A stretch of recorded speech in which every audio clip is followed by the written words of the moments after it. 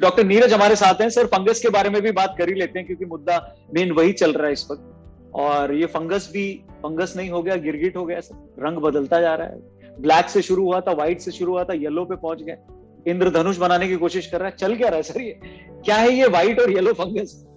देखिए, पैंडेमिक में ना क्या हो गया है कि लोगों में एक पैनिक का सिचुएशन क्रिएट हो जाता है हर बात को लेके, चाहे वो मेडिकल फ्रेटर्निटी ही क्यों ना। तो ये एक मिसनोमर्स है। कहने का मतलब इससे कोई ऐसा नोमेनक्लेचर नहीं है मेडिकल लिटरेचर में जिससे आप फंगस को उसके कलर पे आइडेंटिफाई करते हैं जी। तो ऑफ कोर्स जो म्यूकर के लिए ब्लैक फंगस डिजीज पहले से चले आ रहा है, तो उसका फिर भी एक थोड़ा सा ये आइडिया है कि म्यूकर के बारे में हम बात करते हैं जब ब्लैक फंगस की बात करते हैं। अगेन ये मिसनोमर है और आइडियली हमें म्यूकर वर्ड यूज करना चाहिए और उसके बीमारी को म्यूकर माइकोसिस कहते हैं, वो यूज करना चाहिए कंफ्यूजन से बचने के लिए। उसके अलावा जो ये व्हाइट फंगस की लोगों ने बात की, अब किसी को क्लैरिटी तक नहीं है कि ये जो डिस्क्राइब किया गया व्हाइट फंगस वो एग्जैक्टली किसके बारे में बात करें, क्योंकि व्हाइट फंगस जो हमारी समझ में आया वो शायद कैंडिडा के बारे में डिस्क्रिप्शन है कि कैंडिडा एक अगेन बहुत कॉमन फंगल बीमारी है। अगर आपने नोटिस किया होगा कई लोगों को ग्रोइन एरिया में इचिंग जैसे सेंसेशन हो जाते हैं। जो एल्डरली लोग हैं उनके अगर गले में आप देखें तो व्हाइट पैच सा दिखेगा, जो कि और कुछ नहीं कैंडिडा ही है। कैंडिडा एक ऐसी फंगस है जो कि बहुत ही कॉमन है। आपके जीआई ट्रैक जो खाने की नली है उसमें एक कमेंसल की तरह में, यानी कि एक साधारण ऑर्गेनिज्म की तरह पाया जाता है। लेकिन अगर ये कोई जीआई ट्रैक्ट में कोई गड़बड़ी हो कि जैसे बैक्टीरिया, फंगस, ये सब आपस में एक दूसरे को कंट्रोल में रखते हैं, अगर बैलेंस गड़बड़ हुआ किसी भी कारण से तो वो फिर वो इन्फेक्शन के फॉर्म में प्रोग्रेस कर सकता है। तो ये व्हाइट फंगस मोस्ट लाइकली लोगों ने कैंडिडा के बारे में बात किया। अब रिसेंटली येलो फंगस के बारे में लोगों ने बात शुरू की। अब येलो फंगस क्या है, टू बी वेरी फ्रैंक, भाई मेरे किताब में कहीं मैंने नहीं पढ़ा कि येलो फंगस किसकी बात कर रहे हैं। तो ये जो कलर कोडिंग का जो सिस्टम है ये अनफॉर्चुनेटली एक मैं कहूंगा कंफ्यूजन क्रिएट कर रहा है, लोगों के मन में भय क्रिएट कर रहा है। फंगल बीमारियां पहले भी होती थी, चाहे व्हाइट, ब्लैक, येलो, जो भी आप बात कर रहे हैं। तो सब कुछ कोविड के साथ हम नहीं जोड़ सकते। तो सभी से ही रिक्वेस्ट है कि लोग पैनिक न करें और बेवजह ये कलर कोडिंग के हिसाब से जो लोग बीमारी को डिस्क्राइब कर रहे हैं ये न करें, जिससे ज्यादा कंफ्यूजन और पैनिक नहीं होता है। सर, ये इसलिए भी लोग कंफ्यूजन है क्योंकि एक कम्युनिकेशन जो हो रहा है वो ये कहा जा रहा है कि जो कोविड पॉजिटिव हो गए थे अब रिकवर हो चुके हैं, अब उनको फंगस हो रहा है। तो ये कनेक्शन आप कह रहे हैं नहीं है, बिल्कुल डायरेक्ट कनेक्शन नहीं है। देखिए, जो ये म्यूकर माइकोसिस की हम बात कर रहे हैं उसमें देखा जा रहा है कि जो कोविड से रिकवर्ड पेशेंट्स हैं उनमें एक तरह से उनकी प्रोपेंसिटी ज्यादा हो गई है, उनमें एक तरह से अभी ज्यादा देख रहे हैं। उसके पीछे 2-3 कारण हो सकते हैं। बेसिकली कोविड-19 ऑलमोस्ट हर दूसरे आदमी को एक तरह से कोविड-19 बीमारी हो रखा है। तो ये चांस फाइंडिंग है या कोविड-19 पर से इन लोगों को ये म्यूकर माइकोसिस के लिए बेसिकली ससेप्टेबल बना रहा है, कोई और कारण है, जो दवाइयां दी गई हैं, आपने मास्क जो रीयूज कर रहे हैं, कई बार अगर आपने ध्यान नहीं दिया, ऐसे मास्क अगर रखे रह गए तो उसपे भी ये जो म्यूकर है वो ग्रो कर सकता है और अगर आप पहने तो आपको इन्फेक्ट कर सकता है। उसके अलावा लोगों ने अपनी मर्जी से आई डोंट नो कितनी तरह की दवाइयां ट्राई की। अगर आप लगातार हर घंटे स्टीम ले रहे हैं तो आप बेसिकली अपने नेजल म्यूकोसा को आप एक तरह से मैं कहूंगा कि ट्रॉमेटाइज कर रहे हैं और ये ट्रॉमा आपके जो लोकल इम्यूनिटी को भी अफेक्ट कर सकता है, जिसमें म्यूकर जो हर जगह है वो आपके नाक में गया, उसको मौका मिला और वो ग्रो कर सकता है।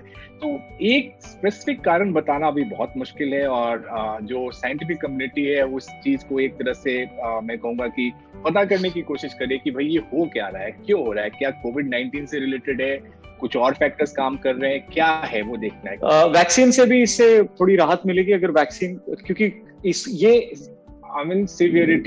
सीवियरिटी में फायदा होगा क्योंकि जो भी वैक्सीनेटेड लोग आ रहे हैं मैक्सिमम सही सलामत घर गए हैं, में कोई किसी को कोई खास दिक्कत नहीं हुआ है। वैक्सीन जान बचाएगी, इसमें कोई डर नहीं। लोगों को ये लग रहा है वैक्सीन लगा लूंगा तो मैं शक्तिमान हूं, अब मैं ट्रैवल कर सकता हूं, शायद इससे भी बचना है लोगों को, राइट? बिल्कुल, इन्फेक्शन आप फिर भी इन्फेक्ट हो सकते हैं। वैक्सीन यही कोशिश करेगा कि आप बहुत सीरियस बीमार ना हो, आप वेंटिलेटर पे जाने की नौबत नहीं है, लेकिन आप इन्फेक्ट होकर दूसरों को इन्फेक्ट कर सकते हैं। ये बात लोग नहीं समझ रहे हैं। करेक्ट। सो सर, इसमें भी एक छोटी सी क्लैरिटी ले ही लेते हैं क्योंकि ये बात अभी आपने शुरू की है। तो कैरियर बन ही सकता है आदमी, चाहे डबल डोज लिया हो या सिंगल डोज लिया हो या नहीं भी लिया हो, किसी भी केस में आदमी कैरियर बन सकता है वायरस का। सो कैरियर बन गया है तो वो क्या कहते हैं, उससे छुटकारा पाने के लिए क्या करे? फॉर एग्जाम्पल, अगर मेरे को पता है कि मैं एक अस्पताल में गया हूँ और हो सकता है वहां पे बड़े सारे पेशेंट्स थे, उनके बीच से मैं आया हूं, तो क्या मैं अगर कपड़े चेंज करता हूँ, उसे गर्म पानी में भिगाता हूँ, फिर गार्गिल करता हूँ, मास्क मैंने डबल लगाया हुआ था। और तो क्या मैं वो जो मैं कैरियर बना हूँ, क्या मैं उसको क्लोज कर सकता हूँ? वो केस वही रुक जाता है या फिर वो वायरस मेरे अंदर रखे? दो तरीके से आप कैरियर हो सकते हैं। एक वो फिजिकल कैरियर की आप बात कर रहे हैं, अगर आपने डबल मास्क ठीक से लगाया हुआ है, आपने इंश्योर किया कि आपने अपने डेंजर एरिया जो नाक, मुंह, आंख को टच नहीं किया है, तो आप बायोलॉजिकल कैरियर नहीं बनिएगा। तो उस सिचुएशन में बहुत बढ़िया है, इसलिए हम मास्क कहते हैं कि अगर आप किसी और से इन्फेक्ट ना हो और आप इन्फेक्टेड है तो किसी और को इन्फेक्ट ना करें। फिजिकल कैरियर यानी कि आपके शरीर पे आ गया, आपके हाथ पे आ गया, उसके लिए अगर आप ऐसे कॉन्टेमिनेटेड जगह से आकर नहा धोकर सब कुछ, जैसे मैं हॉस्पिटल जाता हूँ, कोविड एरिया में जाता हूँ, अच्छे से सारा पर्सनल प्रोटेक्टिव इक्विपमेंट पहन के जाता हूँ, निकलता हूँ वहां से तो वही नहा के अपने कपड़े बदलता हूँ, घर आता हूँ फिर नहाता हूँ। तो ये जो फिजिकल कैरियर है उसके लिए नहाना धोना साफ रहना बहुत जरूरी है, और बायोलॉजिकल कैरियर ना बने उसके लिए मास्क और जो बाकी जो हम ये कहते हैं कि ऐसी जगह पे ना जाए, वो फिर हेल्प करेगा। सर हमारे घर के एक डॉक्टर हैं, व्हाट्सएप वाले, असली वाले नहीं है, उन्होंने व्हाट्सएप पर एक मैसेज भेजा था फैमिली मेंबर ने, और शायद वही जो हाइजीन की आपने बात करी, उस मैसेज में यही था, फटाफट पढ़ता हूँ। अपने घरों के फ्रिज के दरवाजे खोलिए, अगर एक रबड़ लगी मिलेगी तो उसको, अगर काला फंगस दिख रहा है तो उसको साफ करिए, वो उसको फंगस बोल रहे हैं। आटा गूंथ कर मत रखिए, प्याज काट कर एकदम मत रखें, रखी हुई ब्रेड कतई यूज ना करें, सब कुछ ताजा और तुरंत यूज करें। ये तो बहुत ऑब्वियस सी बात है। सो आई थिंक और जिस भी खाद्य पदार्थ पर आपको काला काला फंगस दिखाई दे तो उसको तुरंत सावधानी से नष्ट कर दें। और कूलर, एसी और आरओ मशीन की टोंटी भी चेक करते हैं। ये देखिए, सफाई बहुत जरूरी है और पूरी तरह से वो गलत नहीं है, लेकिन आप इतने भी फिनिकी ना बनिए कि हर चीज में आप फंगस ढूंढना शुरू करें। अगर आपने अपनी इम्यूनिटी ठीक रखी हुई है तो डेफिनेटली फंगस खोजो अभियान में पूरा परिवार न जुटे कि हर जगह फंगस खोजा जा रहा है।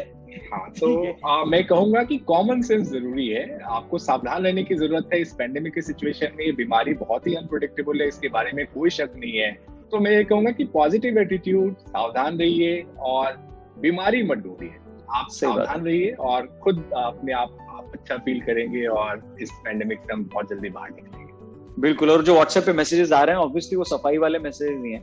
ऐसा थोड़ी है कि अभी ब्लैक फंगस, व्हाइट फंगस और येलो फंगस आ रहा है तो आप नहीं खाओगे और जब नहीं रहेगा तब ब्रेड पे लगी फंगस खा लोगे, वो तो वैसे भी नहीं खाओगे। तो आई थिंक हाइजीन का वो जो मैटर आपने बोला है उसको ध्यान रखें। और आई थिंक सबसे बेस्ट सर यही है, क्योंकि मैं भी कोविड पॉजिटिव था, सो मुझे जब भी थोड़ा डाउट आता था तो इंटरनेट पे और किसी और से बात करने से अच्छा मैं सीधा डॉक्टर साहब से ही बात कर लेता था कि क्या डाउट है। फिर आई थिंक उससे थोड़ी क्लियर क्लैरिटी मिल जाती थी ना। एक तो क्लैरिटी होती है, एक क्लियर क्लैरिटी होती है। सो आई थिंक डॉक्टर से बात करें अपने, वो आपको जो बताएं वही चुपचाप फॉलो करें। और sir thank you very much, आपसे आगे भी बात होती रहेगी। बाकी घर पे आपके सब लोग ठीक है सर? अस्पताल में भी भीड़ कम है?